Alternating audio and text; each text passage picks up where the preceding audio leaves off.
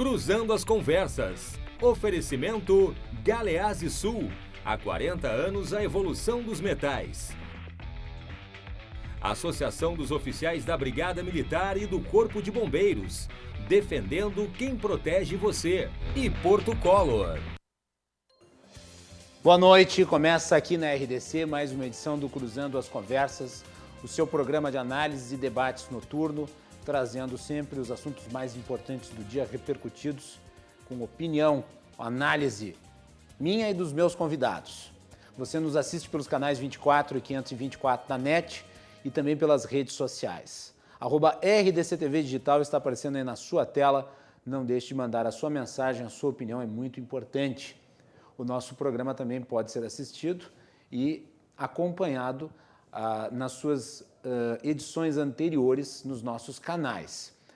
Você participa, curte, compartilha, você é um participante desse programa e sempre é muito bom tê-los na nossa audiência. Lembrando que o Cruzando as Conversas é um oferecimento da Associação dos Oficiais da Brigada Militar e do Corpo de Bombeiros, defendendo quem protege você. Galeazzi Sul, há 40 anos, a evolução dos metais. E Porto Color, soluções gráficas, a Porto Color atendendo através do WhatsApp. Tenha o serviço da Porto Color na sua casa. Vou abrir o programa de hoje falando sobre a votação do Supremo Tribunal Federal relativo ao inquérito das fake news, o polêmico inquérito das fake news. 8 votos a 0 até aqui, amanhã a votação deve prosseguir. Notem que o Supremo Tribunal vai construindo um consenso. É muito improvável que os demais ministros que ainda tenham voto por fazer se posicionem contrariamente ao inquérito. Parece que eles se uniram, o que é uma situação até extraordinária, visto que a Corte andava muito dividida, principalmente em relação às decisões da Lava Jato. Lembrem, haviam 2 turmas. Uma delas era a turma que era supostamente contra a Lava Jato e a outra turma era supostamente a favor da Lava Jato. E agora, diante desse cenário em que são investigados supostos ataques ao Supremo Tribunal Federal, em que são investigados supostas ameaças aos integrantes da Corte, o espírito de união dos integrantes da Casa ficou mais forte e parece se demonstrar através dessa decisão que está sendo referendada pelo plenário, pelo corpo de integrantes da Corte. Bem, vamos examinar essa situação em 2 partes, né? A primeira é relativa à postura do Supremo Tribunal Federal, que é uma postura, em muitos casos, extremamente criticável. E notem, eu mesmo já teci considerações relativas ao posicionamento, né, do Supremo Tribunal Federal em muitas questões, e aqui eu posso citar algumas. O rito do impeachment. O rito do impeachment foi inventado pelo ministro Luiz Roberto Barroso, ele criou da sua cabeça o rito do impeachment, não está na lei. O rito do impeachment da Dilma Rousseff não seguiu o precedente histórico do rito do Collor. Ele, por exemplo, criou um exame de admissibilidade do Senado que não existe nem na lei do impeachment. Isso foi tudo fruto da sua visão, né, de como é que deveria ser o impeachment. Eu critiquei aqui, não no programa, mas em outros lugares, porque não trabalhava aqui, mas a decisão em relação à Raposa Serra do Sol, que trouxe instabilidade e insegurança jurídica para o norte do país, e pobreza, diga-se de passagem. Eu critiquei aqui também quando o Supremo Tribunal Federal decidiu em relação a fetos anencéfalos, porque não está na lei penal, e o Supremo Tribunal Federal criou, né, uma possibilidade de aborto que não existe na lei. Eu critiquei, portanto, estes e inúmeros casos onde o Supremo Tribunal Federal atuou através do ativismo. O ativismo jurídico é uma praga. O ativismo jurídico, ele interfere na harmonia dos poderes. E ele está permeado na justiça brasileira. Vejam, não apenas no Supremo. O Supremo Tribunal Federal é o expoente maior desse problema. Mas o ativismo jurídico pode ser verificado desde a primeira instância. Aqui no Rio Grande do Sul, esse ano, quando o Tribunal de Justiça do Estado derrubou a votação da Assembleia Legislativa relativa ao orçamento, eu critiquei, disse esse é ativismo judicial, porque o Executivo mandou o orçamento, o Legislativo aprovou o orçamento e ambos cumpriram seu papel. Como é que, de repente, numa canetada, um magistrado pode determinar que tudo aquilo não vale? É óbvio que vale. Entretanto, as coisas estão deste jeito. E, em parte, o Supremo Tribunal Federal se transformou nesse órgão ativista que ultrapassa suas competências, que atropela as suas próprias prerrogativas, vai muito além das suas sandálias, porque o Senado Federal nunca cumpriu com a sua função.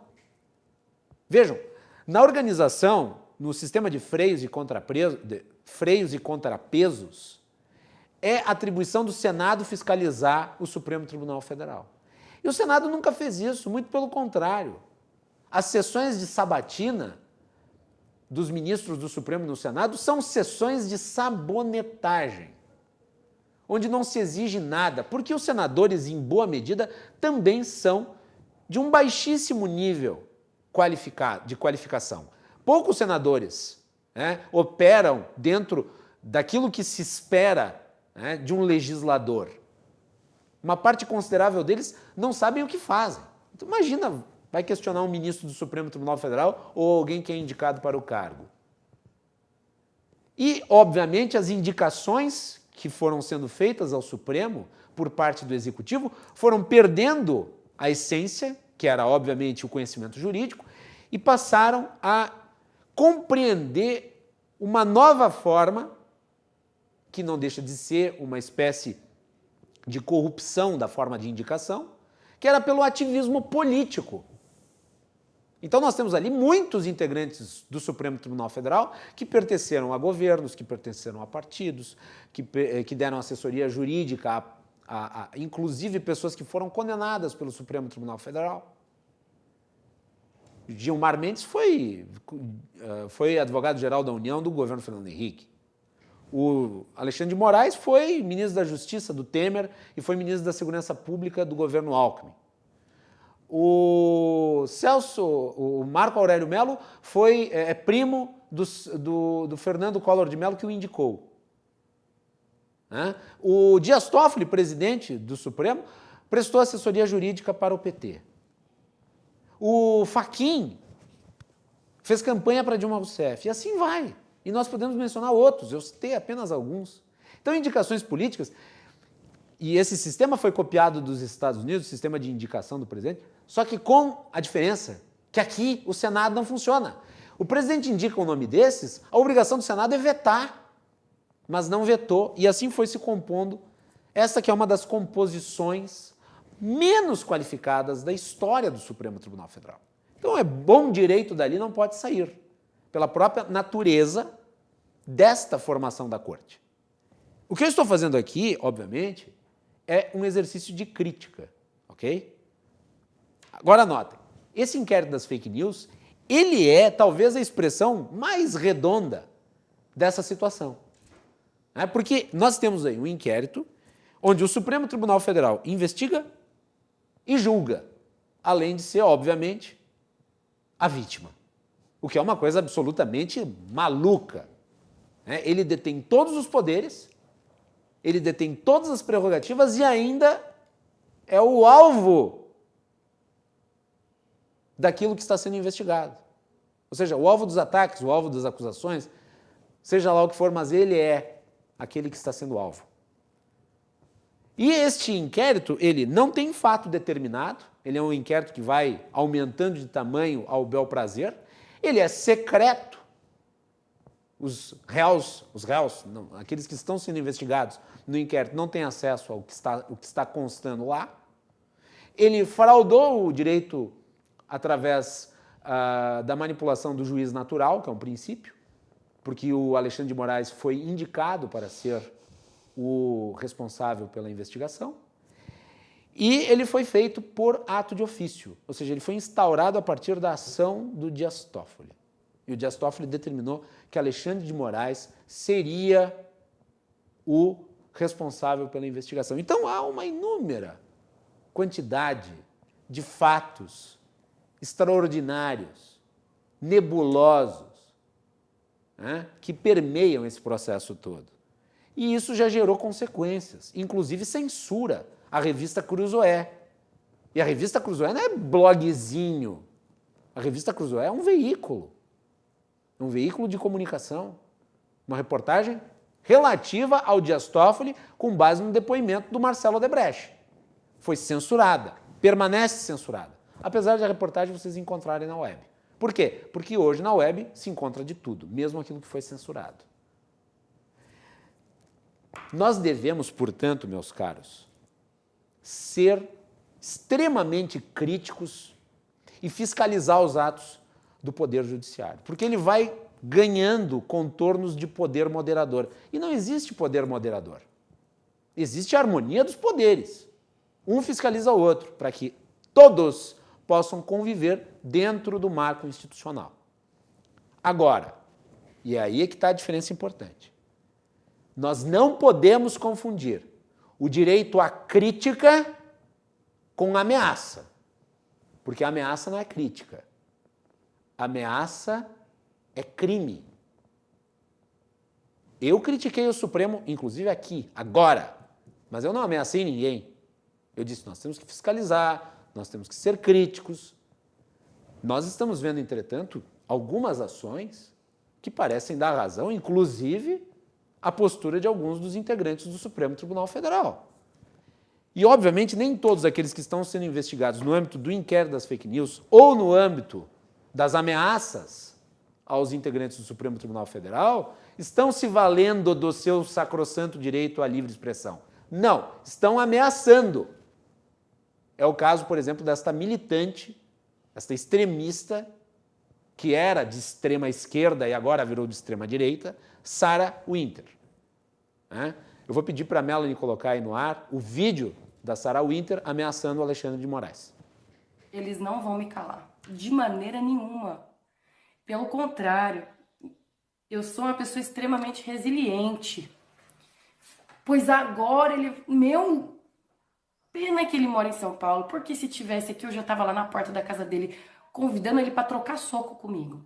Juro por Deus, essa é a minha vontade. Eu queria trocar soco com esse filho da... Infelizmente eu não posso, mas eu queria. Ele mora lá em São Paulo, né?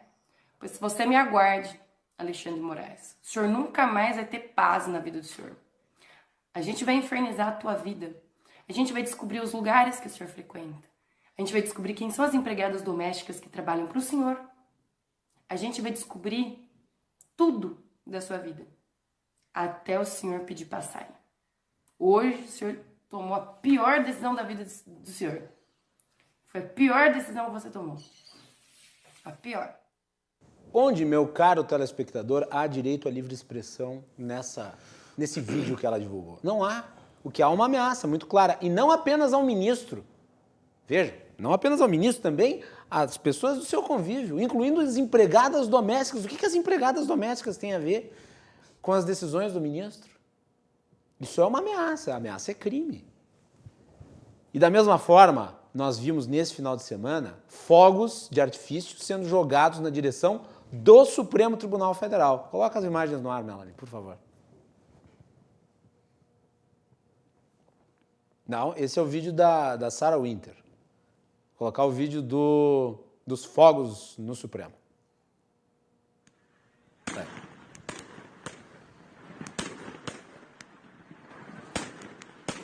É o povo! Seus comunistas bandidos! Vendidos! Tá entendendo o recado? Tá entendendo o recado? Qual que é o recado? Qual que é a imagem que isso projeta? Um bombardeio em cima do Supremo. E sim, havia risco, inclusive, à integridade do prédio, porque afinal de contas aquelas fagulhas podem queimar. E eu devo lembrar que dentro do Supremo Tribunal Federal não apenas trabalham os integrantes da Suprema Corte, trabalham muitas pessoas que não votam, que não fazem parte da vida do judiciário, que são assessores, motoristas, gente que trabalha na Copa. Enfim, existe um conjunto de pessoas que trabalham ali dentro, seguranças. Isso também não é liberdade de expressão. Isso é também uma ameaça. Então nós temos que separar as coisas. Se você quer fiscalizar o Supremo Tribunal Federal, para que ele não se transforme nesse monstro que, infelizmente, parece dominar todos os poderes e todas as prerrogativas, isso é direito. A crítica, inclusive aos ministros, não é excessiva do ponto de vista quando feita através dos marcos da legalidade, mas transformar isso nesta onda persecutória de atos de caráter e de retórica violenta são outros 500. Então tá aí. Comentário de abertura de hoje, aqui no Cruzando as Conversas. Nós vamos falar hoje no programa sobre combate ao coronavírus através de políticas públicas. Para tratar do assunto, convidei os meus queridos amigos. Vou começar por quem está aqui no estúdio comigo, meu amigo advogado, Thiago Moisés. Bem-vindo. Boa noite. Obrigado, Macalossi. É um prazer estar de volta aqui na RDC TV. Eu me sinto em casa aqui, eu participo do Cruzando as Conversas, eu acho que faz mais de ano. Estive aqui antes de começar a pandemia, e aí depois o Cruzando as Conversas acabou saindo, né, para entrar o plantão coronavírus. E agora retorno a essa casa que eu já sinto quase que como a minha segunda casa, vamos dizer assim. Estou à disposição para a gente conversar sobre o assunto do que os governos, tanto a prefeitura, quanto o governo do estado, quanto o presidente Bolsonaro fizeram no meio dessa pandemia. Muito bem. À distância nós temos os nossos outros dois convidados. Eu gostaria de agradecer a presença aqui no programa hoje, à distância, do meu colega, um dos jornalistas mais tarimbados aqui do Rio Grande do Sul, André Machado. Bem-vindo, André. Prazer recebê-lo. Obrigado, Guilherme. Uma boa noite ao Thiago, que está junto contigo aí no estúdio. Um abraço também a toda a audiência que nos acompanha, ao Gustavo, que vai entrar conosco aqui também no programa. Obrigado pelo convite, a oportunidade de estar aqui junto na RDC, sobretudo para debater esse tema que eu acho tem dominado, né? Obviamente tem dominado as conversas, as rodas nas famílias durante todo o momento e que tem sido tratado muitas vezes com um ponto acima do que efetivamente ele merece. O assunto é muito sério, a Covid-19 é de fato uma doença que está aí, né? Eu mesmo tenho colegas que estão doentes, mais de 40 mil pessoas morreram no país, mas, no entanto, a gente pode tratar esse mesmo assunto com equilíbrio, sobretudo cobrando das pessoas e orientando as pessoas, e eu acho que muitas vezes os veículos de comunicação, Guilherme, não têm feito isso da maneira mais adequada, que a gente pode sim enfrentar o coronavírus um pouco mais perto da normalidade, ou seja, a gente precisa também ter responsabilidade em todos os momentos. Tem estado muito atento, sobretudo, ao que a Prefeitura de Porto Alegre vem fazendo em relação ao combate ao coronavírus, aqui no estado do Rio Grande do Sul.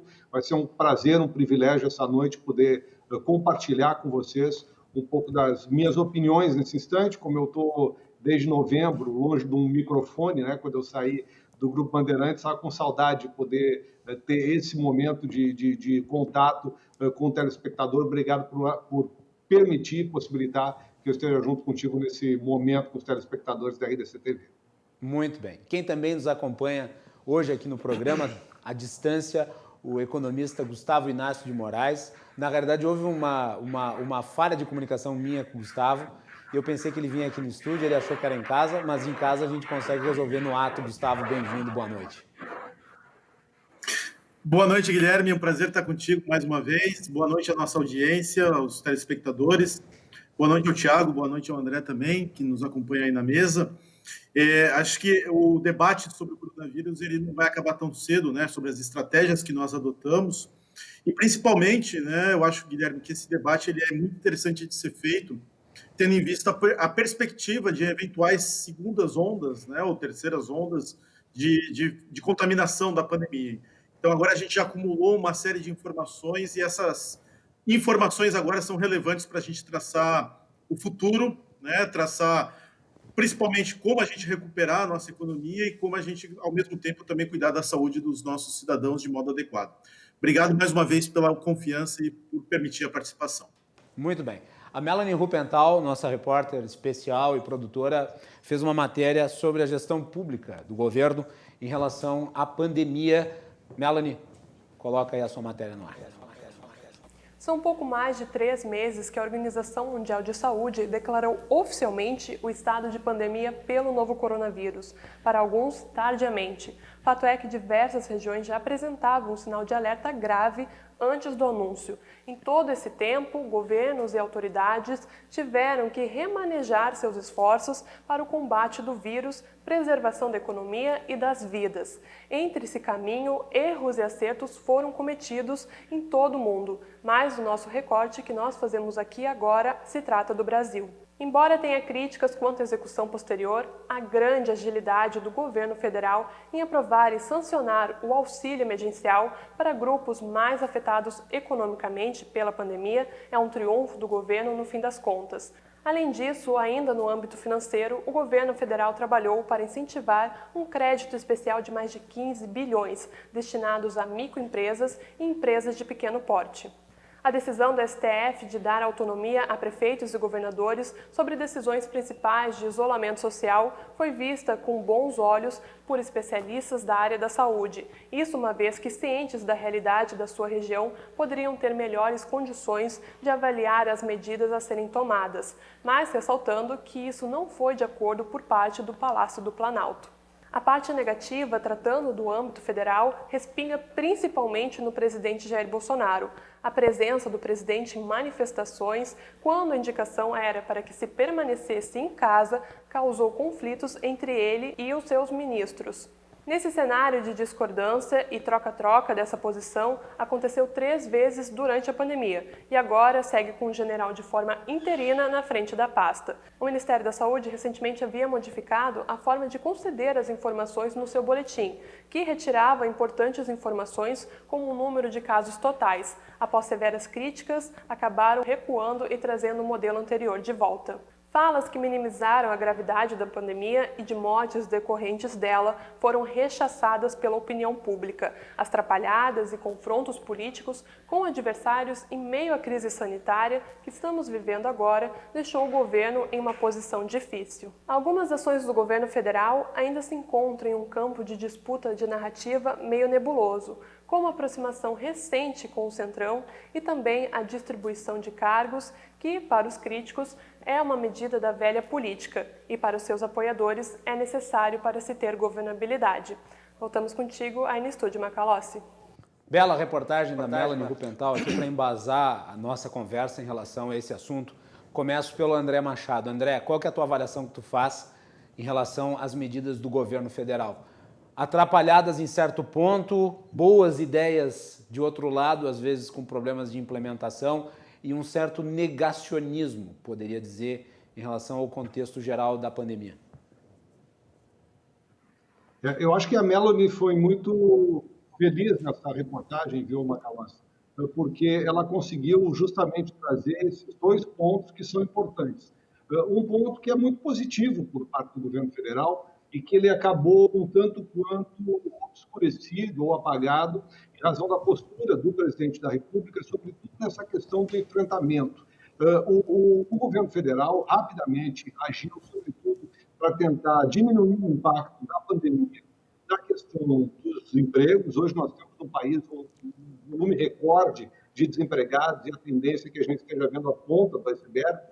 O doutor Gustavo, que é economista, vai poder falar muito melhor sobre isso do que eu, mas nós vamos ter um aumento muito grande, sobretudo, da miséria. Agora a gente tem muita gente no seguro-desemprego, que vai acabar lá no segundo semestre, e nós vamos enfrentar uma séria dificuldade econômica de sobrevivência das pessoas em todo o país. O governo agiu dessa maneira, conseguiu alcançar um socorro emergencial àqueles que mais precisavam, também de forma rápida, está agora estendendo esse socorro, vai liberar uma parcela do FGTS significativa, vai atingir muitos trabalhadores, pessoas que têm contas ativas ou inativas, que vão poder ter acesso a esse recurso ou para pagar contas imediatamente, ou sacar de acordo com uma data. Tudo isso é positivo, por mais que seja insuficiente.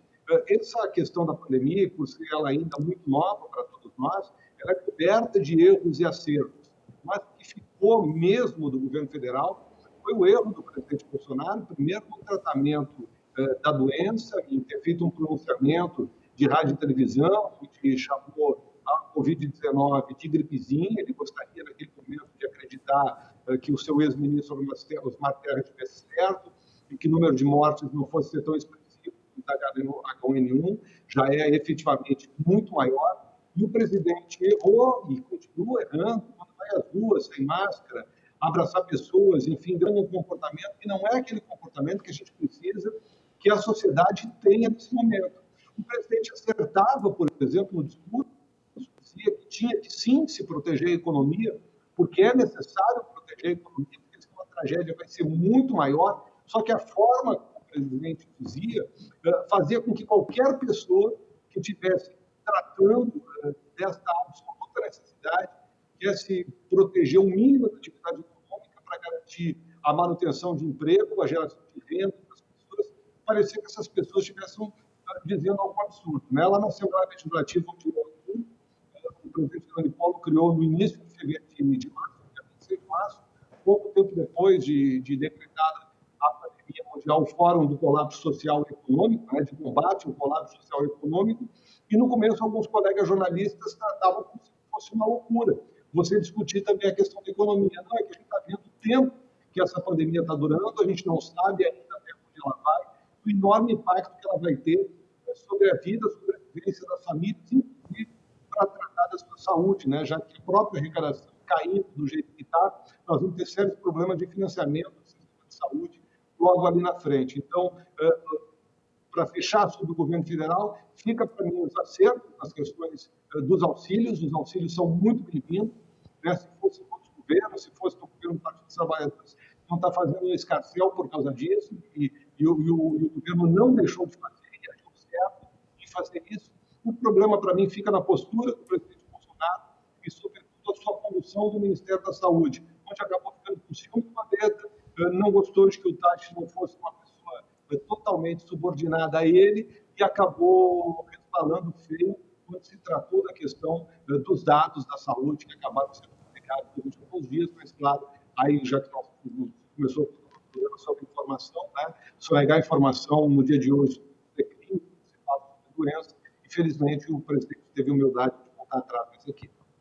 Eu vou pedir só para a produção ver aí com o André como é que está o áudio dele, porque, pelo menos para nós aqui no retorno, o áudio do André estava meio instável. Então, eu vou pedir para a Melanie e o pessoal da produção só para tentar ajustar aí com o André. Enquanto isso, vamos aí ouvir a opinião do Thiago Moisés, que está aqui comigo no estúdio. Thiago, a tua avaliação em relação a essas ações?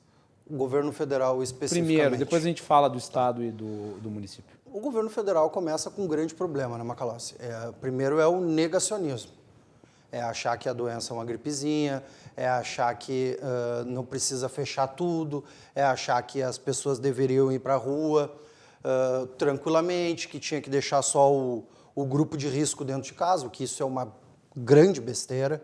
Isso é uma grande besteira. Eu mesmo sendo advogado, sou advogado da área da saúde, então eu trato com profissionais da saúde, eu sei como é que funcionam essas coisas. É uma besteira tu deixar só o grupo de risco dentro de casa e as outras pessoas na rua, senão tu vai circular e vai acabar contaminando. Então, assim, nesse sentido, o governo federal, as mensagens que ele passou no início foram muito ruim mesmo.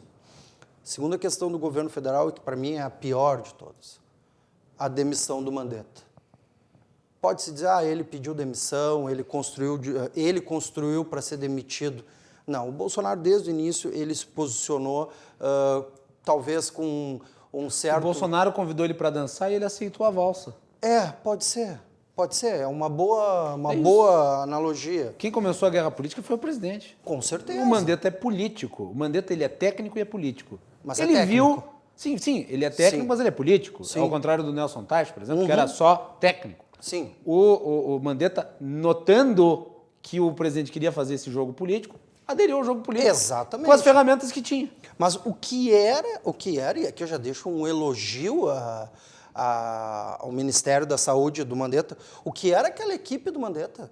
Com um Gabardo ali, que foi secretário aqui de saúde do governo Sartori, um baita de um secretário, uma pessoa que tem conhecimento. Essas pessoas que estavam nos passando os dados. Hoje é um general que está nos passando os dados, que a gente nem sabe que dados são esses. Porque toda hora muda os protocolos. Então, assim, o governo federal erra muito nisso. Com relação aos auxílios, eu vou discordar um pouquinho do André Machado, que eu já mando um abraço, mas eu vou discordar um pouquinho. Tá bom, foi feito. Mas essas questões são insuficientes. O governo federal achou que ele ia conseguir o auxílio aos trabalhadores por um período, achando que talvez a pandemia fosse terminar agora, ou antes, até em maio. E tudo que está se apontando é que a pandemia não termina antes de outubro. Ela não termina antes de outubro. E não vai ter dinheiro para pagar todo mundo. Eu quero saber o que o governo federal está pensando em fazer para resolver esse problema. O que está fazendo para os empresários? Não adianta diminuir a carga horária do trabalhador, aí tu vai pagar um pouquinho menos de salário. Isso não está adiantando. O empresário precisa hoje de dinheiro. Dinheiro.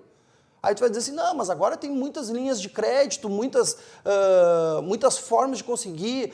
É balela, é cantilena, é lenga-lenga. O empresário que está com a sua empresa com restrições não consegue tirar nenhum tipo de empréstimo. O que vai acontecer? E aí a gente tem que sim aliar as questões que o governo federal errou em propagar para a população no início. E tem gente que pensa até hoje que é uma gripezinha, tá?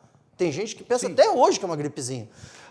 O que o governo federal propagou para a população, né, que isso prejudica a questão da saúde e tira o Mandetta, e na questão da economia só remediou, não resolveu absolutamente nada. Eu acho que o governo federal agiu mal durante a pandemia, muito mal durante a pandemia. Já que o Thiago mencionou o André, antes de passar para o Gustavo, deixo o André fazer o seu apontamento sobre essa questão envolvendo o auxílio. E aí, André?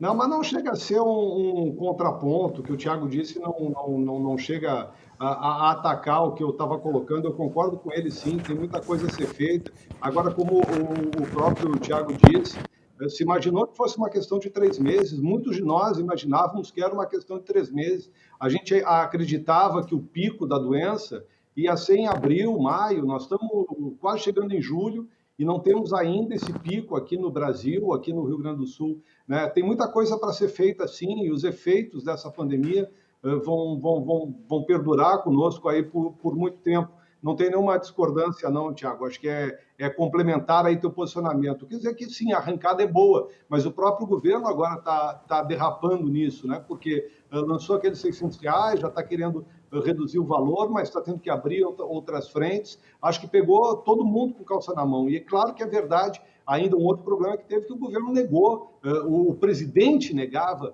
a pandemia no início, né? O que se mostra é que a sua equipe, pelo menos aqueles responsáveis pela área da Fazenda e aqueles responsáveis pela área da Saúde, na época o Mandetta, não negavam, tanto que os auxílios vieram e o Mandetta acabou indo embora porque nunca concordou com o presidente Jair Bolsonaro nesse processo. Mas não é direito de resposta não, viu, Guilherme?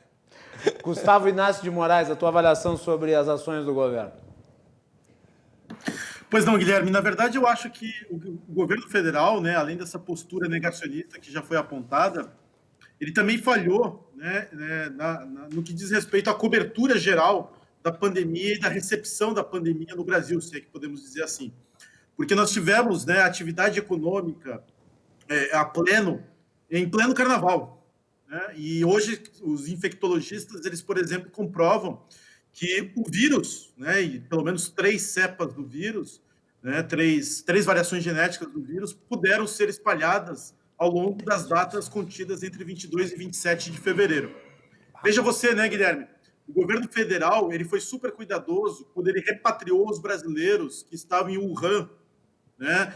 A gente enviou um avião, inclusive repatriamos cidadãos de outros países, cidadãos da Polônia, cidadãos da China. Viu, Gustavo, diante do caos que está aqui no Brasil, eu acho que esses cidadãos eles gostariam de ter ficado por lá, viu? Justo, eles correm mais risco talvez aqui no Brasil do que Wuhan, certamente.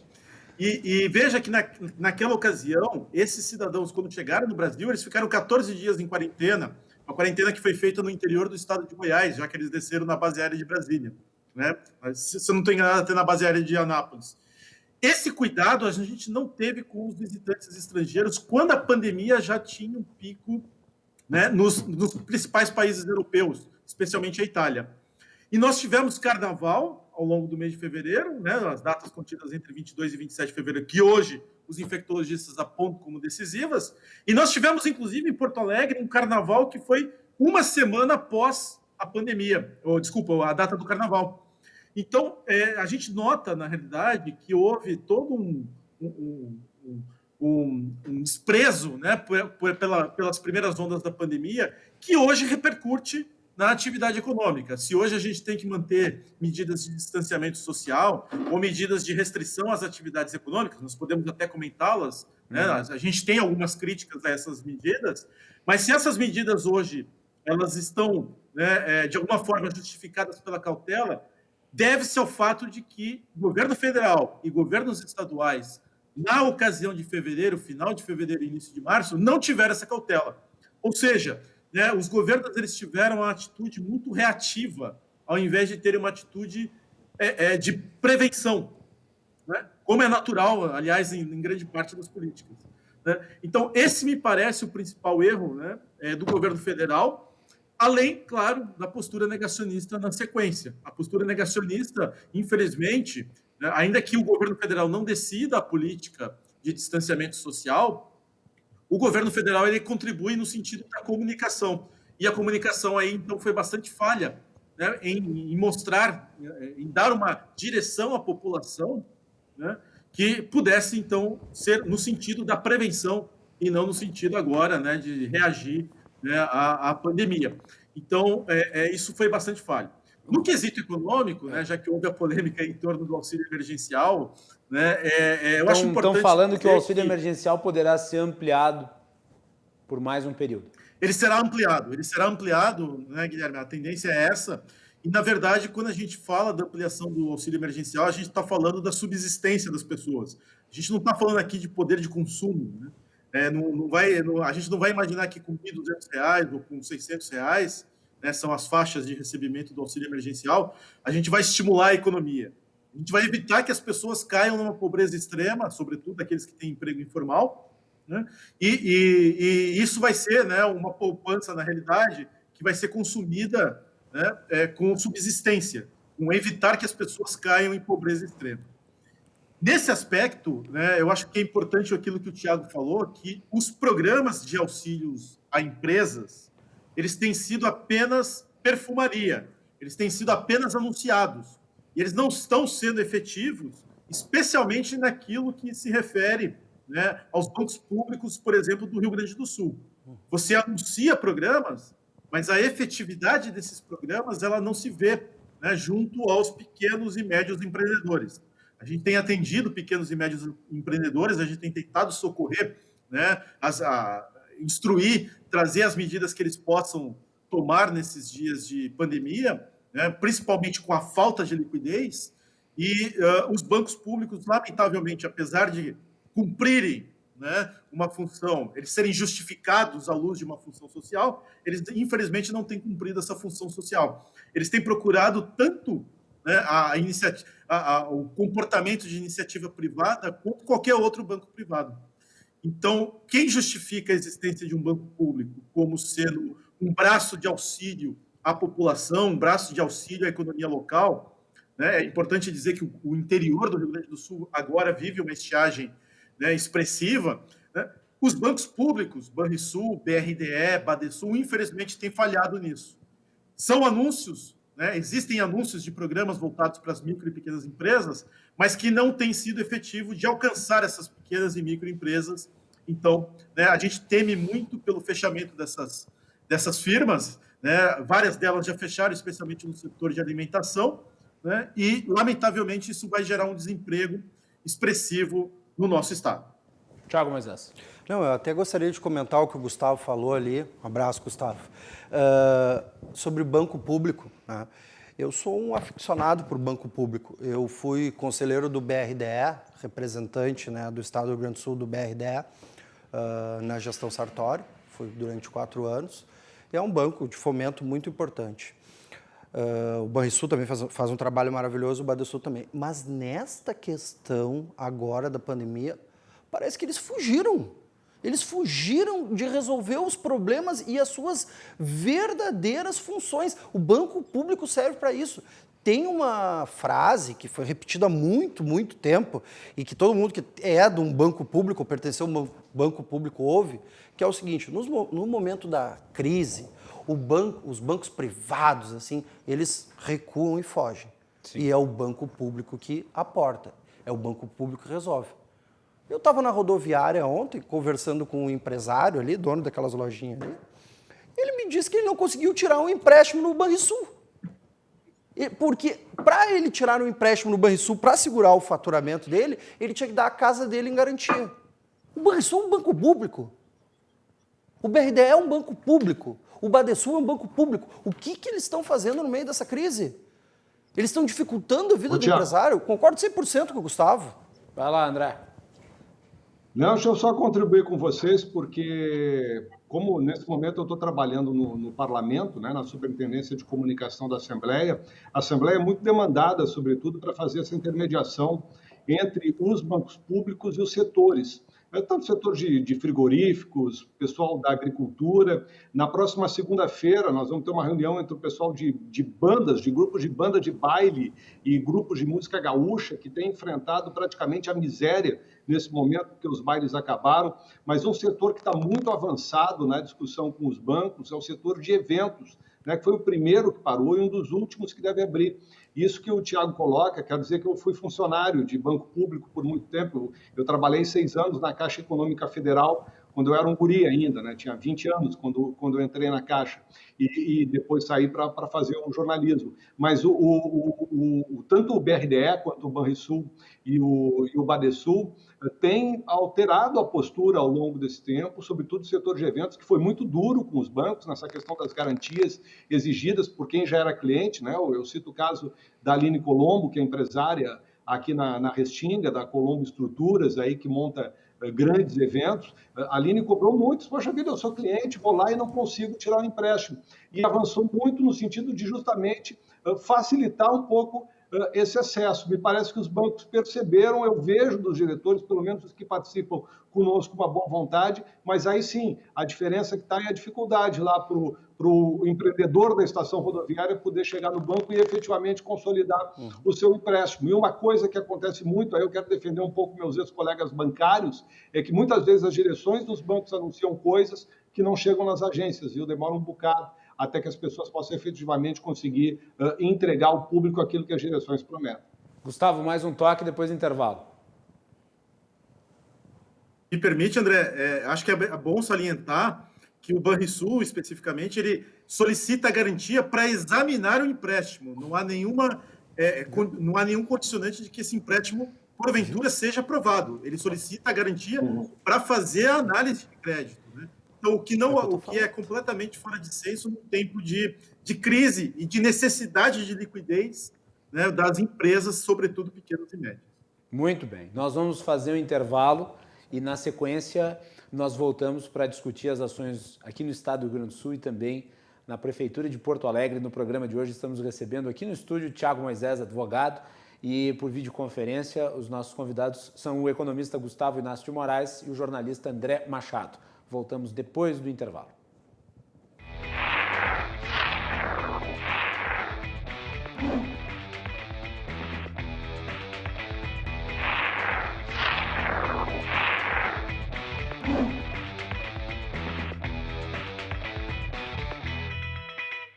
Estamos de volta aqui com o Cruzando as Conversas. O nosso programa é um oferecimento da Associação dos Oficiais da Brigada Militar, defendendo quem protege você. Galeazzi Sul, há 40 anos, a evolução dos metais. E Porto Color, soluções gráficas, a Porto Color atendendo através do WhatsApp, tem o serviço da Porto Color na sua casa. O nosso programa pode ser assistido de segunda a sexta, a partir das 22h15 aqui na RDC, e pelos canais 24 e 524 da Claro Net TV e @RDCTV Digital nas redes sociais, é só procurar. E você também pode assistir às edições anteriores do nosso programa. Na edição de hoje temos André Machado, jornalista, Gustavo Inácio de Moraes, economista, e Thiago Moisés, advogado. Vamos falar um pouco aí sobre as ações do governo do estado. Recentemente nós tivemos uma polêmica envolvendo a mudança de bandeiras e causou uma enorme comoção, principalmente nos setores econômicos, e até mesmo alguns prefeitos anunciaram que não cumpririam a determinação do governo estadual. O governador Eduardo Leite vinha sendo bastante elogiado aí por ter criado esse modelo de distanciamento social controlado, mas essa sua mudança súbita de critérios na semana passada parece que tirou um pouco do brilho, do prestígio, do consenso relativo a esse modelo. Eu gostaria da avaliação dos meus convidados a respeito disso. Eu começo pelo Gustavo Inácio de Moraes. Vai lá, Gustavo. Pois não, Guilherme. Na verdade, eu acho que esse modelo que foi criado, né, ele já foi decorrente de uma pressão anterior, porque se nós recordarmos, ainda no mês de março, né, em primeiras semanas de abril, o modelo de distanciamento social foi adotado de forma homogênea em todo o território do Rio Grande do Sul, né? Constatado que o território do Rio Grande do Sul, um território que é do tamanho da Itália, né, guarda proporções com países grandes, considerados grandes em contexto europeu, por exemplo, né, tinha uma distribuição heterogênea em termos do espraiamento do vírus, do espraiamento, né, dos casos mais graves da doença. Então, adotou-se o sistema de bandeiras, adotou-se a classificação por macro-regiões, né, o que vem, né, a colaborar, né, com principalmente as regiões que estavam sendo mais cuidadosas. Mas como nós sabíamos, né, o espalhamento do vírus ele começa pela exposição internacional. Nesse sentido, Porto Alegre era uma cidade do Rio Grande do Sul que era mais exposta à circulação do vírus, pelo menos no início da trajetória da pandemia, e, né, na sequência ele se espalharia tanto para as zonas periféricas das principais cidades quanto para os pequenos municípios. Eu acho que aqui, né, Guilherme, tem um problema bastante sério que a gente pode apontar e que pode levar de ensinamento para futuras situações, né? Que é o fato de que nós achatamos a curva, nós fizemos o processo de distanciamento social, né, com vistas a preparar o sistema de saúde, ou pelo menos buscar atenuar a pressão sobre o sistema de saúde, para que então houvesse a retomada das atividades, ainda que houvesse com cautela, ainda que houvesse com procedimentos, ainda que houvesse, né, com os protocolos de segurança. Até porque, independente da posição que você tem em relação ao distanciamento social, eu sou a favor, não há como manter uma quarentena por 6 meses. É impossível. Pois é.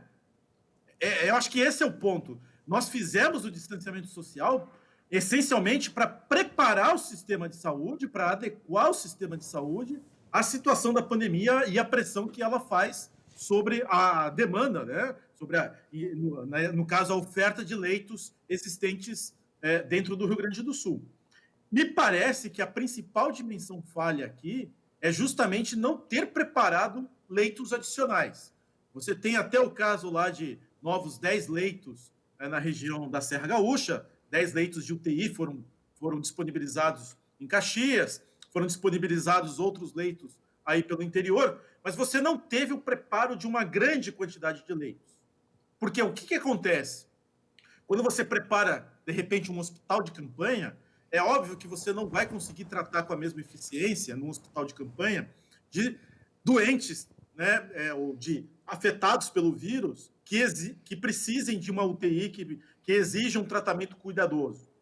Mas você vai conseguir fazer que no hospital de campanha sejam atendidos outras morbidades, né? Principalmente agora no inverno, surgem problemas respiratórios que um hospital de campanha, né, de forma provisória, pode atender, diminuindo a pressão sobre UTIs, diminuindo a pressão sobre leitos, que são os leitos tradicionais, os leitos permanentes.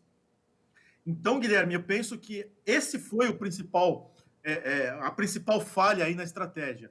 Você conseguiu estabelecer o distanciamento social, você conseguiu estabelecer até, penso eu, uma consciência na população a respeito da gravidade do problema, que é correto, mas você não preparou o sistema de saúde, né, para esse enfrentamento. Ou seja, todo mundo fez a sua parte, menos o Estado. É um pouco isso, né? Inclusive, a gente teve, né, Guilherme, como eu citei aqui, o caso do estabelecimento, né, da oferta adicional de 10 leitos de UTI na Serra Gaúcha, por exemplo, e a gente teve aqui na região metropolitana o único aumento de oferta de leitos feito pela iniciativa privada, né, um consórcio de empresas privadas que estabeleceu um hospital em tempo recorde. Então, veja, esse foi a principal falha. Nós achatamos a curva, mas o sentido de achatar a curva era preparar o sistema de saúde. Estruturas provisórias dariam conta? Talvez dessem conta, não do coronavírus, não dos pacientes de Covid, mas dariam conta das outras morbidades.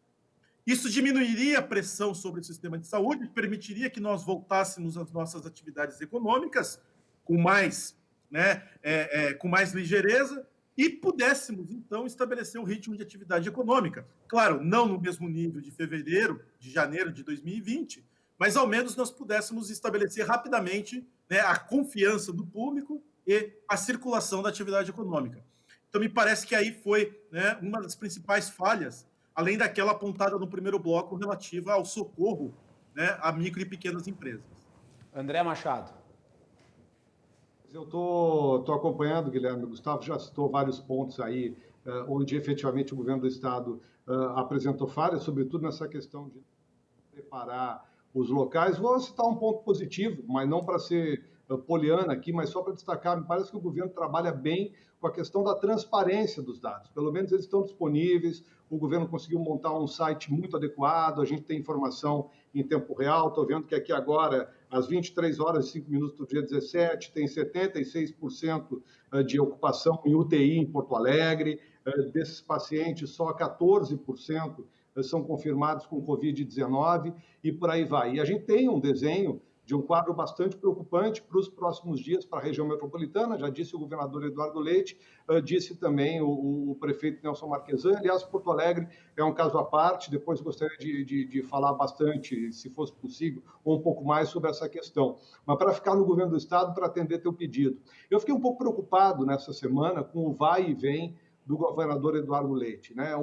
Vejo um ponto positivo e um ponto muito negativo nesse processo. Primeiro, porque as regras do jogo foram mudadas no meio do caminho. Esse sistema de bandeiras, vermelhas, amarelas, laranjas, ele é importante, ele nos deu uma sinalização.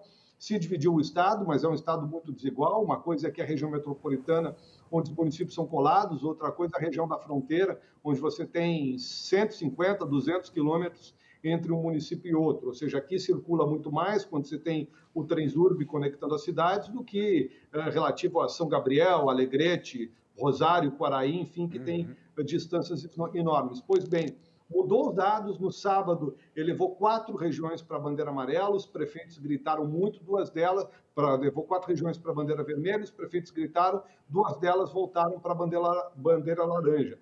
Por que eu gostei disso? Bom, os prefeitos mostraram dados ao governador, e o governador analisou diante dos dados, ele disse que só agiria de forma científica em cima de dados e viu, os nossos dados estão errados, então eu vou refazer esses dados. Que bom, o governador está ouvindo, tem diálogo, não é todo líder político que tem diálogo nesse momento, alguns, inclusive, fingem ter, o governador tem, ou pelo menos tenta demonstrar que tem. Agora, o que me preocupa nisso é o seguinte: no sábado, quando foi anunciada a bandeira vermelha dessas regiões, houve um pânico nesses lugares que depois foram revertidos, como é o caso de Santa Maria e da região de Santo Ângelo. E as pessoas ficaram mais preocupadas, tiveram o seu comportamento, poxa vida, minha região agora é vermelha. O comércio começa a querer saber como é que vai se reposicionar, porque quando as empresas conseguem trabalhar, elas precisam se ajustar em termos de pessoal, de estoques, especialmente no ramo de alimentação. E aí o que acontece? Bom, vai fechar. Aí vem os prefeitos, mostram que está errado, não vai fechar. Então, o que me preocupa? O que me preocupa nesse ponto é, será que aqueles dados estavam certos? Será que a gente não corre o risco de incorrer num erro? Será, então, que aquelas outras regiões, onde parece que está tudo bem, de fato possam ter algum problema?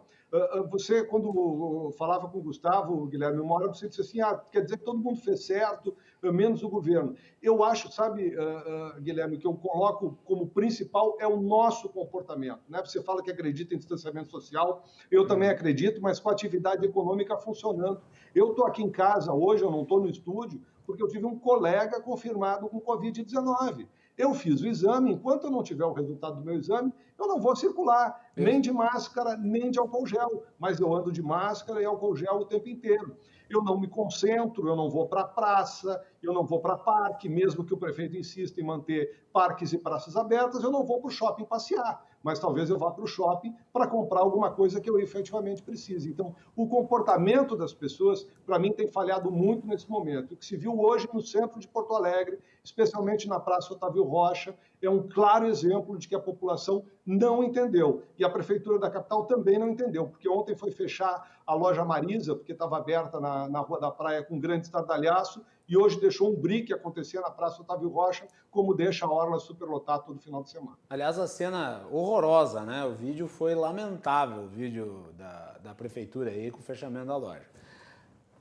Não, sabe o que tem mais nesse vídeo que me chama a atenção, Guilherme? Se você puder prestar atenção, os fiscais da Romu, que são agentes que estão lá cumprindo uma tarefa, eles andam pela Rua da Praia e os camelôs estão trabalhando livremente. E eles vão lá e entram na loja e fecham a loja, como se a loja fosse um foco de Covid. Porque esta questão que o prefeito colocou, esse valor financeiro de faturamento, para decidir como fecha-se, o que fecha, o que abre, não para em pé. As lojas do Boticário dos shoppings estão fechadas, porque o faturamento da rede é grande. Mas por que a loja do Boticário tem que estar fechada? Não há critério científico nisso. Isso foi uma escolha política. Não há critério. Estúpido. Não existe relação nenhuma entre faturamento e capacidade de atendimento. Porque a capacidade de atendimento determina se você vai ter ali acumulação de pessoas ou não. Não tem relação nenhuma. Uma loja pequena pode, inclusive, ser um foco muito pior de distribuição, de contaminação, se ela não for bem cuidada. E, geralmente, essas grandes lojas que faturam muito são as que mais cuidados têm. Ou seja, esse critério foi um não critério, né? Mas eu sei que daqui a pouco é que a gente vai falar mais de Porto Alegre. Tiago. Não dá para entrar em Porto Alegre Pode ainda. entrar. Já podemos entrar? Não, sobre o leite até eu só vou dar uma passadinha pelo leite, então, e vamos falar de Porto Alegre. Toca a bola. Sobre o leite, eu sou o maior crítico do governador Eduardo Leite. Quem me acompanha, quem me conhece, Macaló sabe muito bem. Eu, inclusive, digo, e isso é minha opinião, não é a opinião da RDC-TV, nem do Macalossi, nem do Cruzando das Conversas, que o Eduardo Leite fez o maior estelionato eleitoral que eu já vi na minha vida, nos meus 37 anos. O maior estelionato eleitoral. Acho, inclusive, também que ele usa um pouco do vírus para as pessoas esquecerem que ele prometeu botar salário em dia e ajudar servidor público, que ele acabou enfunerando. Bom, mas em relação ao Covid, ele tomou atitudes melhores que o Bolsonaro e que o Marquesan. Ele tomou algumas atitudes boas. Mas aí também não dá para ser considerado elogio, porque pior talvez fosse difícil. Né? Mesmo assim, entre Bolsonaro e Marquesan, Leite consegue fazer a coisa que é mais perto de ser criminosa, que é a contratação da Pet Shop para os exames de coronavírus lá em Pelotas. Tanto que o Ministério Público foi lá e disse para o governador se explicar sobre isso, e aí ele retirou a contratação. Mesmo assim. De novo, o Gustavo já falava sobre isso, de novo, os bancos aqui não socorrem os empresários. Então, o governador Eduardo Leite também não está ajudando muito nessa questão. E tem uma coisa muito, muito grave. Isso sim, faltou mão dele no início, e isso representou um problema para os trabalhadores da área da saúde, que são as pessoas que eu ando, que eu ombreio lado a lado. Faltou a compra de EPIs no início da pandemia. E não vem me dizer que era por causa da China, que era por causa do Nós não sei o batemos quê. muito aqui na RDC. Poxa, faltou a compra de EPIs, era só ter se organizado. Faltou compra de EPIs. E morreram diversos profissionais da área da saúde. Então, sobre o governador Eduardo Leite, eu acho que entre Bolsonaro e Marquesan ele fez o menos pior dos posicionamentos. E acho que sim, concordo com o André, ele é um cara do diálogo, sempre foi um cara do diálogo, e ele é um frasista maravilhoso, tanto que mesmo parcelando o salário, mantendo tudo da forma que ele disse que não ia manter, mesmo cometendo diversas coisas que são muito nebulosas, mas assim ele sai com uma frase boa e vira até meme na internet, né? Então eu nem vou me aprofundar muito sobre ele. Eu gosto que o Thiago ele elogia falando mal, é uma maravilha. Mas vamos falar do Marquesan. A gente até comentava no início quais são os erros do Marquesan nessa pandemia. O Marquesan, assim como o Leite, usam o coronavírus para limpar um pouco a sua imagem. O Marquesa vê uma eleição ali na frente, vê que o coronavírus está chegando e vê que a questão do apelo de saúde é uma coisa que acaba pegando em todo mundo, inclusive pegou em mim. Eu sou uma pessoa que defendo entre saúde e economia, sempre vou defender a saúde em primeiro lugar. Aí o Marquesan vai lá e me faz uma meia quarentena. Poxa, já começa mal. Já começa mal. Tinha que ter feito no início, nos primeiros 30 dias, e eu falo isso desde que começou. Fecha tudo. Vamos ficar 30 dias fechado. E aí, aos poucos, a gente vai abrindo. Porque daí vai ter socorro para 30 dias. Mas do jeito que abriu, fechou, hoje a gente já não sabe mais o que vai acontecer. Hoje nós estamos numa situação que o governador Eduardo Leite me diz que Porto Alegre está em bandeira laranja e o senhor Eduardo Leite, num ato ditatorial, e foi ditatorial de verdade, me manda fechar escritório de advocacia. O prefeito, no caso. Desculpa, Thiago, o que é pior é que vai acontecer... Desculpa. O que é pior é que a gente sabe que vai acontecer na frente, Thiago. O quê? Vai fechar de novo. Vai fechar de novo. Mas por que ele fechou agora? Vai fechar de novo. E vai fechar loja. Vai acabar emprego. Esse é o problema que nós vamos viver por causa dessa inconsistência na arrancada desse processo. Exatamente. Nós vamos ter problemas sérios aqui na frente. Exatamente, André. Então, assim, nós começamos mal, não há um fechamento total, há um investimento muito grande em rede social da prefeitura, rede social do prefeito, secretário dizendo que está detetizando tudo por aí, que está maravilhoso, não se compra EPI, tem protesto na frente do HPS porque está faltando condição de trabalho, se fecha posto de saúde, fechou posto de saúde agora da Tronco, tá? E aí, em bandeira laranja, o prefeito me decide fechar escritório de advocacia. Pelo amor de Deus, nem a ditadura fechou escritório de advocacia. Não, olha aqui, você está citando essa questão dos EPIs, que é muito importante, né? E obviamente os trabalhadores da saúde sofreram. Todos nós, cidadãos, sabemos que as máscaras nos ajudam na diminuição da contaminação. Ninguém nunca disse que máscara salva, mas ela evita com que a saliva, enfim, gotículas possam se espalhar de uma pessoa a outra. Elas evitam isso. Hoje a prefeitura encaminhou uma carta para o grupo RBS dizendo que não é provado cientificamente que as máscaras protegem, que só tem que se usar no transporte coletivo e por aí vai. Enquanto o estado do Rio Grande do Sul tem a máscara como obrigatória, a cidade de Porto Alegre, a sua capital, insiste de que ela não é necessária para toda a população. E não é por outro motivo que se deixa uma multidão se concentrar na Praça Otávio Rocha, como se concentrou no dia de hoje no BRIC. Não é à toa que se deixa uma multidão se concentrar nas orlas e parques de Porto Alegre. É dessa maneira que vai, quando o líder não dá o exemplo de que efetivamente você precisa daquele equipamento para proteger a saúde da sua população, as pessoas acabam não respeitando.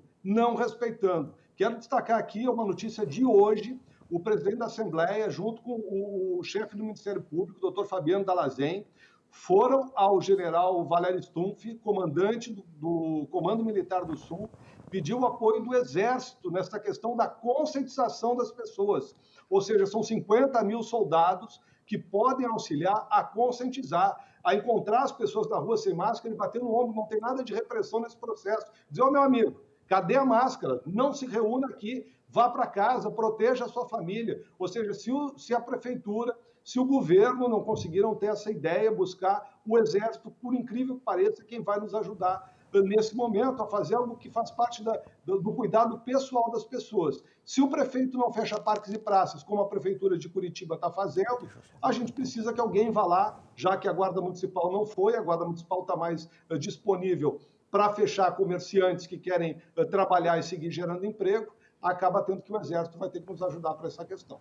Vai lá, André, Thiago, só para terminar. Só para finalizar, claro. André, bem nisso que tu estava falando, eu concordo 100% contigo. A grande questão, e aqui eu não falo em nome da OAB, eu não sou presidente da OAB nem nada, inclusive a OAB fez um grande trabalho mandando ofícios pedindo para o Marquesan revogar o decreto, pode ser, ou repensar melhor, inclusive hoje foi aberto o escritório de novo, acabou de sair, os escritórios foram abertos. Pode... Continua? Ah, tá, pensei em perguntar. Mas a grande questão é o seguinte, André, eu não me importo de fechar meu escritório de advocacia com a maior tranquilidade do mundo, eu e todos os meus colegas. Sabe por quê? Porque quando teve a quarentena, todos nós fechamos. Nós entendemos a situação. Se tiver um lockdown, uma bandeira vermelha, nós vamos fechar. Eu, quando saio na rua, só saio para fazer isso, para ir para o meu escritório atender demandas urgentes, eu uso máscara, uso álcool gel também, tudo muito tranquilo. Agora, tu não pode fechar um escritório de advocacia e deixar aberto os bares com todo respeito. Com todo respeito, por que pode ter aglomeração em bar? Por que pode ter aglomeração na orla? Por que pode ter aglomeração em tudo que é lugar? E o escritório de advocacia tem que estar fechado. Isso é falta de noção, isso não como a gente diz numa linguagem bem popular, não liga o lé com cré. A partir do momento em que o prefeito determina um critério de fechamento com base no faturamento, que não tem relação nenhuma com o nível de contaminação, todo e qualquer processo de ação política, todo e qualquer critério que seja anunciado como técnico, está automaticamente desmoralizado. Esse critério de 4,8 milhões não faz sentido. Eu até falei ontem aqui na abertura do programa. Por que não escolheu, aliás, na terça, por que não escolheu 5 milhões de uma vez, então? Arredonda? Sim. Por que 4,8? Não Por tem. que não 4,6? Por que 4,8? Porque é qualquer número. Escolheu-se, até perguntei se foi no palitinho. Gustavo Inácio de Moraes, houve preconceito ideológico na sua avaliação em relação à escolha desse critério? Na verdade, assim, até, Guilherme, né, o critério anterior também era colocado como atividades essenciais, né? Assim denominadas atividades essenciais permaneceriam abertas. Olha, é difícil dizer qual atividade não é essencial. Uma vez que a atividade existe e o consumidor demanda, toda atividade é essencial, né? E eu acho até, Guilherme, que a gente pode ter um ensinamento para o futuro, né?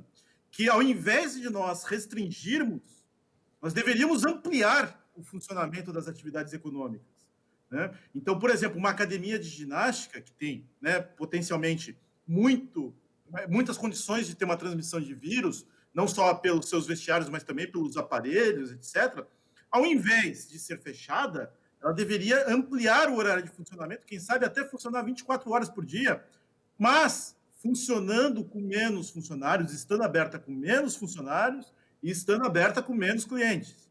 Mas ampliar, ao invés de restringir, né, o funcionamento dessa atividade. Por exemplo, o supermercado. Para mim, a maior estupidez que tem é determinar um horário de funcionamento mais curto para supermercado, onde todas as pessoas vão. Naquele horário mais curto vai ter mais gente. Justo. É exatamente esse o ponto, né? Se nós ampliássemos os shopping centers, se nós ampliássemos as academias, se nós ampliássemos o comércio em geral, nós teríamos menos trabalhadores, eles fariam turnos, né, em que eles se espalhariam, uma vez que há uma menor quantidade de clientes e, portanto, nós teríamos menos pessoas no transporte coletivo, demandando o transporte coletivo. A gente vê, né, uma concentração no transporte coletivo, justamente porque todos permanecem entrando às 8 horas da manhã ou às 7h30 da manhã nas suas respectivas atividades econômicas. Então, o conceito de essencial... Pois não, André? Não, eu quero dizer que essa parte que tu coloca, para mim, ela é mais importante, porque se você amplia os horários, você resolve o problema do transporte coletivo, que é onde você tem mais pessoas concentradas num pequeno espaço, né? Então, eu quero te dar parabéns justamente por trazer essa questão dessa flexibilização de horários, sobretudo de supermercados, de comércio, permitir que se trabalhe por mais tempo e começando em horários diferenciados, para que o trabalhador que precisa de ônibus possa também se proteger. Parabéns aí pela colocação. Gustavo, para concluir, porque Justo, nós já e aí estourando também tempo. permite uma concentração menor de funcionários e uma concentração menor de clientes, já que eles podem se espalhar ao longo do horário, do tempo, né, e escolher o melhor horário para sua compra, enfim, para sua atividade de trabalho. Então, Guilherme, eu diria que não apenas o critério de faturamento é totalmente esdrúxulo, né?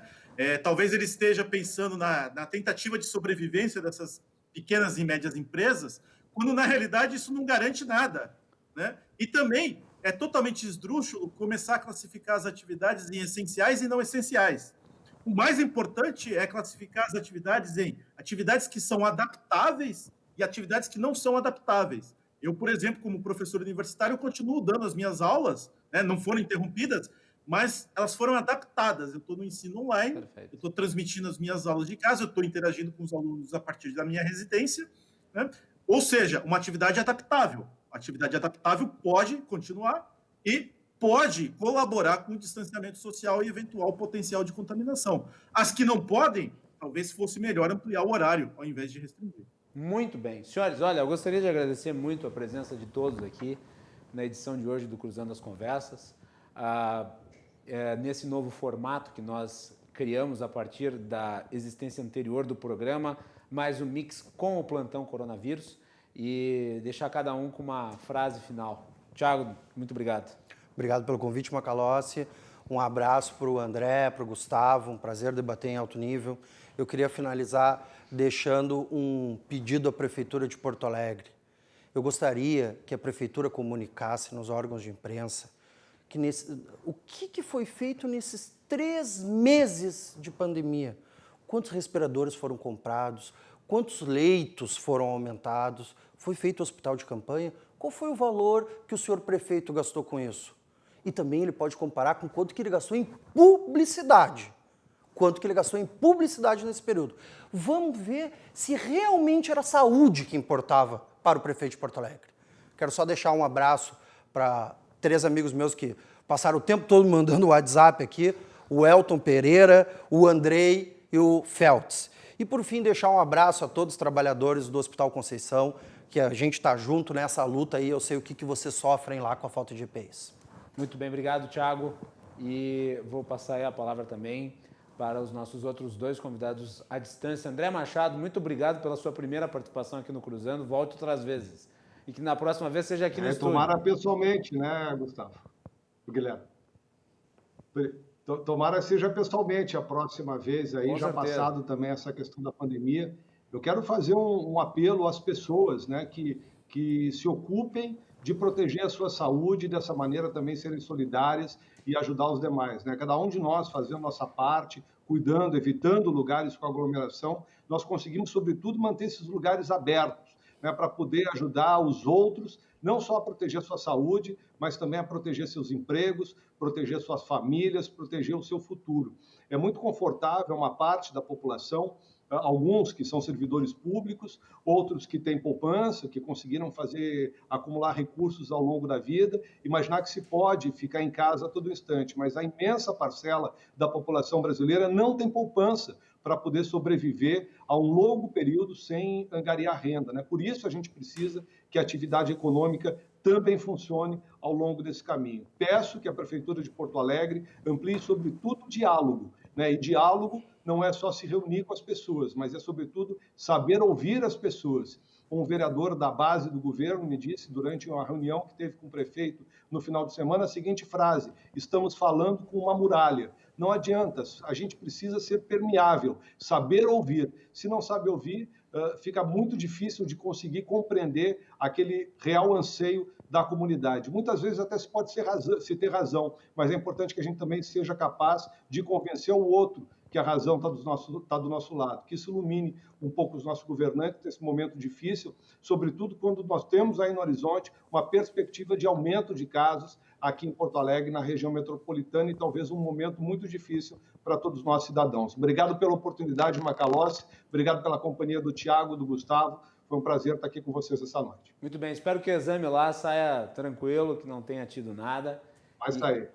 Gustavo, muito obrigado também pela sua presença aqui hoje no nosso programa. Imagina, Guilherme, eu que agradeço a confiança, obrigado a participação também do André, do Thiago, que colaboraram aí com o debate, né? Eu queria deixar uma palavra final, que é a solidariedade, né? Eu acho que nos próximos meses, nos próximos anos, a gente vai ter uma parcela da população que não tem culpa do que está acontecendo e que, no entanto, vai ter um sofrimento, né, tanto do ponto de vista econômico quanto do ponto de vista familiar, para poder manter a sua vida em condições normais. Então, eu vou deixar aqui a minha mensagem final aí para os nossos telespectadores, para vocês também, sobre a importância de nós sermos solidários daqui para frente, sermos sensíveis, sermos pacientes, serenos com a situação que algumas pessoas, algumas famílias vão viver, né? A gente não dá para imaginar que o governo vai conseguir, o governo não tem recursos suficientes para conseguir atender toda a parcela da população informal ou toda a parcela da população que vai precisar de cuidado, não apenas médico, mas um cuidado também econômico e cuidado mental. Então, é uma hora importante para a gente demonstrar, né, a nossa sensibilidade e, mais do que isso, sermos realmente efetivos na superação dessas dificuldades que ainda estão por vir. Muito bem. Muito obrigado, Gustavo. Muito obrigado, André. Muito obrigado, Thiago. Comentário aqui do César Cruz. Covid está inscrito na Receita Federal. É isso aí. Voltamos na sequência.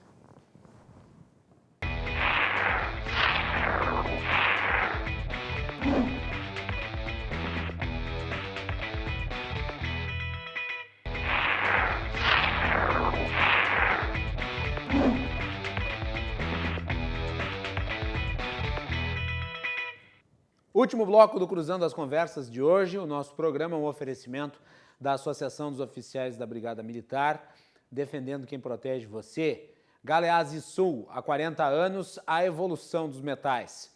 E Porto Color, soluções gráficas a Porto Color, atendendo através do WhatsApp. Tem o serviço da Porto Color na sua casa. Conosco, à distância de Brasília, os bastidores do poder, João Carlos Silva. João, bem-vindo, boa noite. Boa noite a todos, como vamos? Perfeitamente bem, e você? Tudo bem, graças a Deus. Muito bem. João Carlos Silva, é verdade que o Weintraub vai ser designado para uma missão no exterior? Quanto tempo tu acha até ele conseguir criar um clima de beligerância que nos leve à guerra? Weintraub pelo cano. A verdade é o seguinte... Mas é verdade, ele vai mesmo para uma missão no exterior? Para você ser designado para uma comissão no exterior, segundo especialistas, você tem que passar pelo aval do Senado Federal. É verdade. Essa possibilidade está completamente descartada, porque o Weintraub não passa nem na porta do Senado.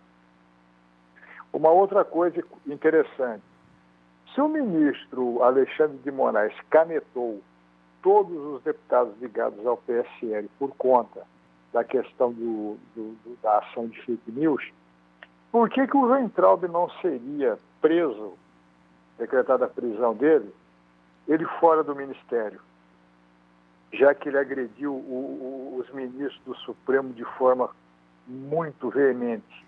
Concorda? Com certeza. É o que se discute hoje em Brasília. Dada como certa, assim que o ministro colocar os pés fora do cargo, ele poderá ser preso. Aliás, só essa hipótese, né, de ele eventualmente ser levado a representar o Brasil numa missão no estrangeiro já faz com que o Barão do Rio Branco se revire no túmulo. O Barão do Rio Branco não aceitaria jamais uma performance do governo federal na indicação do Weintraub para qualquer missão no exterior.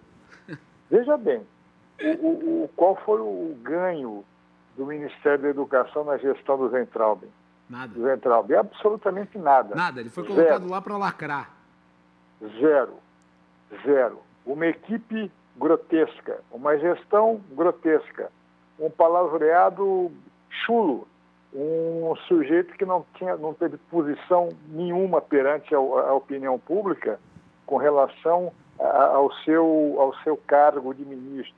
Uma pessoa que a sua ortografia é completamente errônea, que agride o dicionário brasileiro. O Wise e Aurélio tremem quando vem o Weintraub pegar na caneta. Detestado na Câmara, odiado no Senado.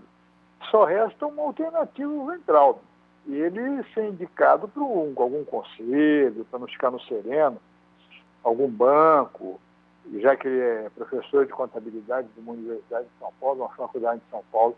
Não tem outra alternativa. Não adianta o governo sinalizar com uma ficção de colocar o Weintraub numa missão no exterior. É um suicídio coletivo. Isso aí é fora de cogitação. João, tu tinha me mandado aqui, eu estava lendo enquanto você ia falando, sobre a decisão de se usar a Lei de Segurança Nacional contra quem passe informação sobre o ministro da Saúde, Pazuello. Está na coluna do Guilherme Amado na revista Época. Qual que é a avaliação que tu faz aqui da junta militar no Ministério da Saúde? Isso aqui não atenta contra a lei de transparência, a lei de transparência, a lei de acesso à informação? O Ministério da Saúde, ele é completamente militarizado.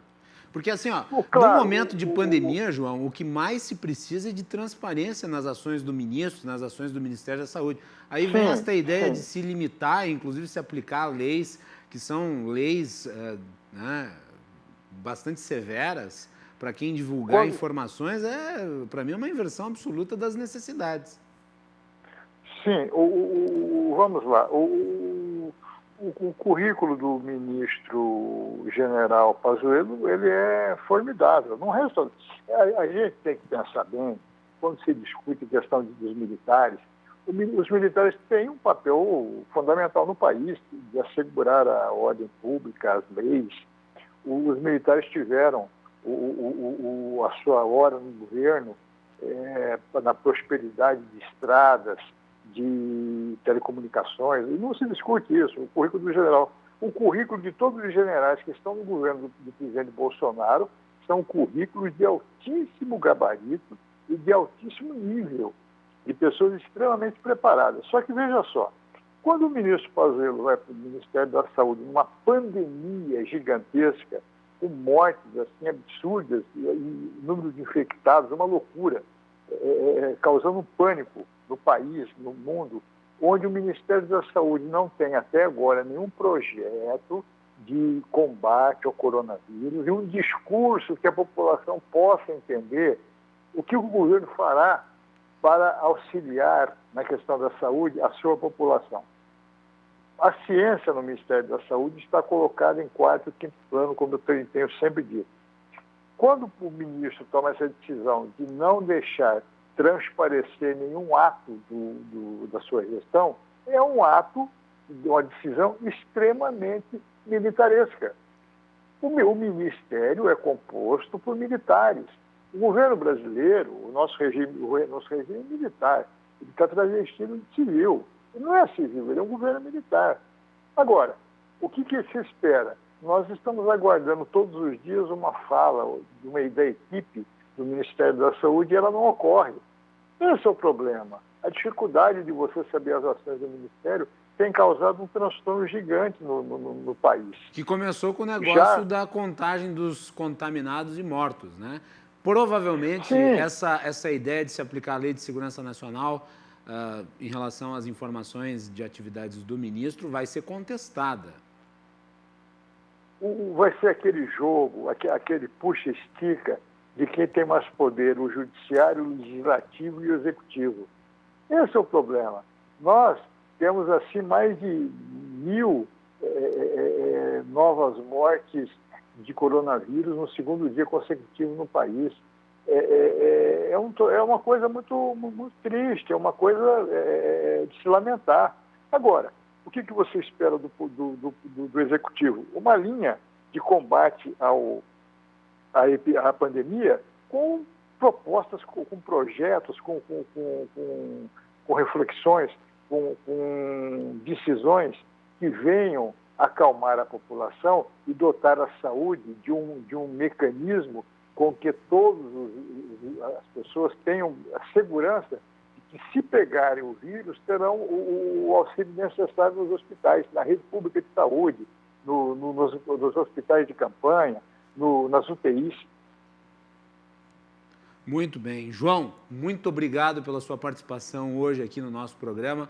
Amanhã vamos falar, vou deixar para amanhã porque eu abri o programa com isso, a votação do inquérito das fake news está 8-0 no Supremo, me parece que haverá consenso na matéria, mas eu acho que em boa medida essa união, eu queria só um toque teu nisso, rapidinho, a união dos ministros em torno desse tema é em virtude também do ataque a que está submetida a Suprema Corte, né? Porque não era uma corte totalmente unida, haviam grupos dentro da corte. O que nós estamos vendo, hoje o ministro das Comunicações, que tomou posse, o Fábio Faria, deputado muito prestigiado no Congresso, o discurso dele, um discurso de paz, um discurso sereno, de união de todos os poderes das pessoas, para acabar com essa briga desnecessária de rua, se você é contra ou é a favor, se você sai com a roupa com uma cor diferente, você apanha, você é agredido. Não tem necessidade disso. A gente está acompanhando também em São Paulo, no Rio de Janeiro, crimes assim, sem necessidade nenhuma. Você vê aí a questão dos respiradores, um volume absurdo de assalto aos cofres públicos. Quer dizer, são coisas assim que o país não precisa disso. Então, a questão do fake news, o Supremo está pegando pesado. Por isso que eu estou dizendo aí que o ministro da Educação corre sério risco de ser preso. Porque a caneta do Alexandre de Moraes está pegando todo mundo. Por que não ia pegar o Ventrão? Ele não é melhor que os outros? Não é mais bonito que os outros? Aliás, certamente não é mais bonito. Dele a maior parte do incitamento contra o judiciário. Muito bem. João, muito obrigado aí pela sua participação e até amanhã. Um abraço a todos, boa noite. Cuidem-se. Vamos nos cuidar. E nós vamos ficando por aqui, agradecendo a todos pela audiência. O Cruzando as Conversas volta amanhã às 22h15, aqui na RDC TV. Fiquem ligados na nossa programação.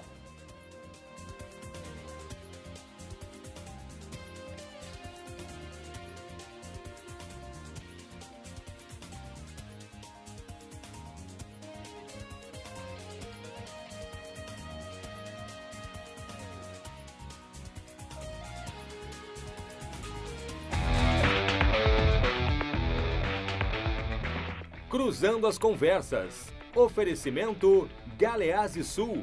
Há 40 anos a evolução dos metais.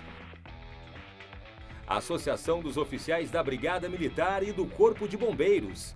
Defendendo quem protege você. E Porto Color.